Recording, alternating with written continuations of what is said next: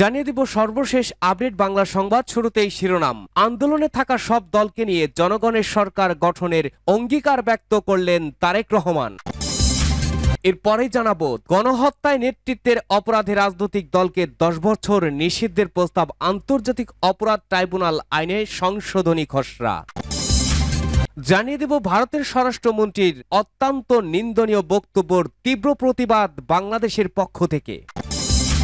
এদিকে ভোট অধিকার ফিরিয়ে দিতে সরকারকে নির্বাচনের জন্য কাজ করতে হবে বলেছেন শামসুজ্জামান দুদু।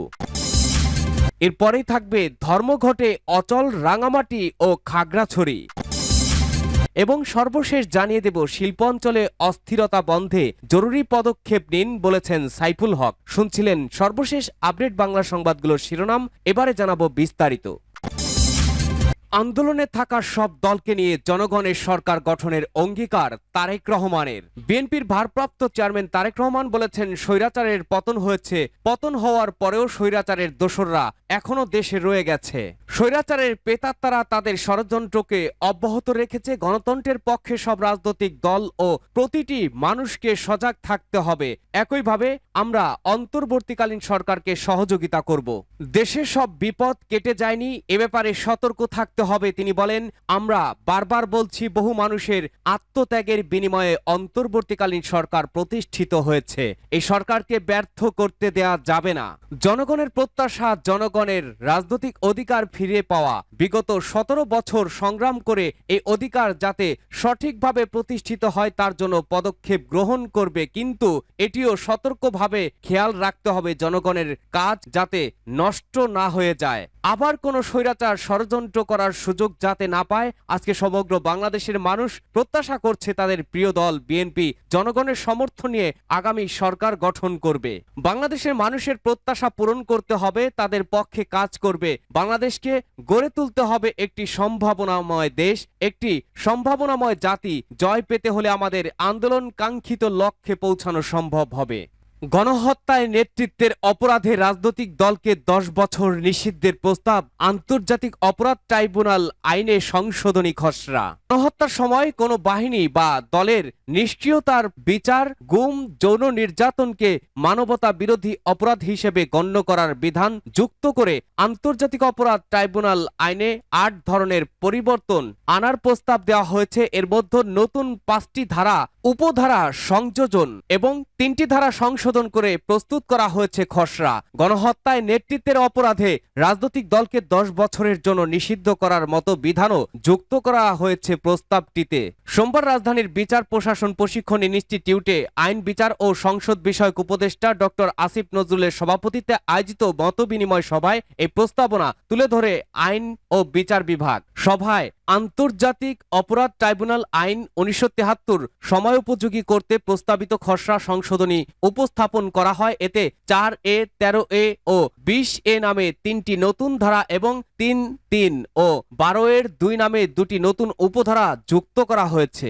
এছাড়া ধারা 3-2A, 4-2 ও 19 ধারায় সংশোধন আনার প্রস্তাব করা হয়। মতবিনিময় সভায় বিশিষ্ট জনেরা বলেন, আইনের সংশোধনী এমন হতে হবে যেন এটা নিয়ে কোনো প্রশ্ন না ওঠে। এই আইনের মাধ্যমে যেন দেশে বিদেশে গ্রহণযোগ্য বিচার নিশ্চিত করা সম্ভব হয়। আন্তর্জাতিক অপরাধ ট্রাইব্যুনাল আইনে রাজনৈতিক দল নিষিদ্ধের বিপক্ষে মতামত দিয়েছে অনেকে, কেউ আবার নিষিদ্ধ না করে নিবন্ধন বাতিলের পক্ষে মতামত তুলে ধরেন। ভারতের স্বরাষ্ট্রমন্ত্রীর অত্যন্ত নিন্দনীয় বক্তব্যের তীব্র প্রতিবাদ বাংলাদেশের। ভারতের কেন্দ্রীয় স্বরাষ্ট্রমন্ত্রী অমিত শাহ সম্প্রতি ঝাড়খণ্ড রাজ্য সফরে গিয়ে বাংলাদেশি নাগরিকদের সম্পর্কে অত্যন্ত নিন্দনীয় যে বক্তব্য বা মন্তব্য করেছেন তার তীব্র প্রতিবাদ জানিয়েছে বাংলাদেশের পররাষ্ট্র মন্ত্রণালয়। সোমবার 23 সেপ্টেম্বর ঢাকায় ভারতীয় ডেপুটি হাই কমিশনারের কাছে হস্তান্তর করা প্রতিবাদ লিপির মাধ্যমে পররাষ্ট্র মন্ত্রণালয় তাদের গুরুতর সংশয়, গভীর আঘাত ও চরম অসন্তোষের কথা জানিয়েছে।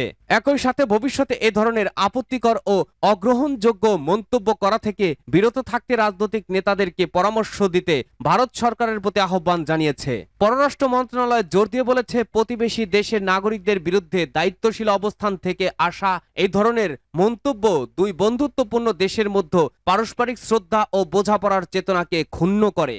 ভোট অধিকার ফিরিয়ে দিতে সরকারকে নির্বাচনের জন্য কাজ করতে হবে বলেছেন দুদু। মানুষের ভোট অধিকার ফিরিয়ে দিতে অন্তর্বর্তী সরকারকে নির্বাচনের জন্য কাজ করতে হবে বলে মন্তব্য করেছেন বিএনপির ভাইস চেয়ারম্যান শামসুজ্জামান দুদু। তিনি বলেছেন, আওয়ামী লীগ দেশের মানুষকে ভোট দিতে দেয়নি, তাই দেশের মানুষ আওয়ামী লীগকে বিদায় করেছে।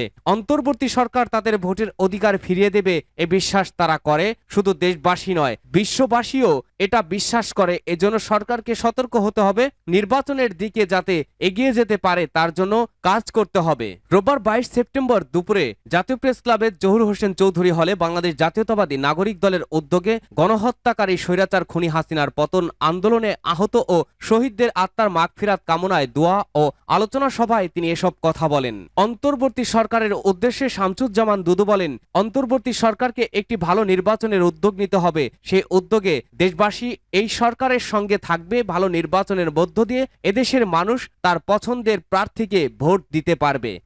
ধর্মঘটে অচল রাঙামাটি ও খাগড়াছড়ি। পার্বত্য দুই জেলা রাঙামাটি ও খাগড়াছড়িতে নতুন করে সংঘাতের খবর পাওয়া না গেলেও কাটেনি আতঙ্ক। 144 ধারা তুলে নেওয়া হলেও স্বাভাবিক হয়নি দুই জেলার জনজীবন। 72 ঘন্টার অবরোধের দ্বিতীয় দিন গতকালও দুই জেলায় বন্ধ ছিল দূরপাল্লার যানবাহন। 3 উপদেষ্টার পরিদর্শনের পরও খোলেনি অধিকাংশ দোকানপাট। পরিবহন ধর্মঘট ও অবরোধের কারণে রাঙামাটিতে সাধারণ মানুষের যাতায়াতের চরম ভোগান্তির সৃষ্টি হয়েছে। গতকাল সকাল থেকে রাঙামাটি শহরে জরুরি প্রয়োজন ছাড়া তেমন মানুষ বের হয়নি। যাদের জরুরি প্রয়োজন তারা হেঁটে কাজ সেরে বাড়িতে ফিরেছেন। সকাল থেকে শহরে কোনো যানবাহন চলাচল করেনি। রাঙামাটি শহরের একমাত্র যোগাযোগের মাধ্যম অটোরিকশাও চলাচল করতে দেখা যায়নি। এছাড়া রাঙামাটি চট্টগ্রাম, রাঙামাটি খাগড়াছড়ি, রাঙামাটি কাপ্তাই, বান্দরবান রুটেও কোনো যানবাহন চলাচল করেনি। যান চলাচল বন্ধ থাকায় সাধারণ যাত্রীরা চরম দুর্ভোগে পড়েছেন। এদিকে রোববার বেলা 11টার দিকে রাঙামাটি জেলার 144 ধারা তুলে নেওয়া হয়েছে বলে জানিয়েছেন জেলা প্রশাসক মোহাম্মদ মোশাররফ হোসেন খান। সকাল 10:30টার দিকে জেলা প্রশাসনের উদ্যোগে ক্ষতিগ্রস্ত এলাকা পরিদর্শন করা হচ্ছে। এ সময় রাঙামাটির region commander brigadier general Mohammad Shawkat Osman, জেলা প্রশাসক Mohammad Mosharraf Hossain Khan, police super SM Farhad Hossain ও কোতোয়ালি থানার ভারপ্রাপ্ত কর্মকর্তা OC মোহাম্মদ আলী উপস্থিত ছিলেন। শিল্প অঞ্চলে অস্থিরতা বন্ধে জরুরি পদক্ষেপ নেওয়ার আহ্বান সাইফুল হকের। সাভারের আশুলিয়া ও গাজীপুরে শিল্প অসন্তোষে উদ্বেগ প্রকাশ করেছেন বিপ্লবী ওয়ার্কার্স পার্টির সাধারণ সম্পাদক সাইফুল হক। তিনি বলেন, কারখানা বন্ধ করে দেওয়া সংকটের সমাধান নয়, শ্রমিকদের সঙ্গে আলাপ আলোচনা করে শ্রমিকদের ন্যায্য দাবি পূরণ সহ সংকট সমাধানের উদ্যোগ নিতে মালিক ও সরকারের প্রতি আহ্বান জানান তিনি। সোমবার বিকালে রাজধানীর সেগুন বাগিচায় পার্টির কেন্দ্রীয় কার্যালয়ে পার্টির মিরপুর অঞ্চলের সংগঠক সঙ্গে মত বিনিময় সভায় তিনি এসব বক্তব্য রাখেন। সাইফুল হক বলেন, কোন সচেতন শ্রমিক নিজের কারখানা বা প্রতিষ্ঠান ভাঙচুর করতে পারে না। শিল্প অঞ্চলে অস্থিরতা বিশেষ কোনো কায়েমি স্বার্থান্বেষী ইন্ধন রয়েছে কিনা তাও খতিয়ে দেখতে হবে। ঝুট ব্যবসায়ীদের দৌরাত্ম্য বন্ধে প্রয়োজনীয় ব্যবস্থা নিতে আইন শৃঙ্খলা বাহিনী সহ সংশ্লিষ্ট সবার প্রতি অনুরোধ জানিয়েছেন সাইফুল হক।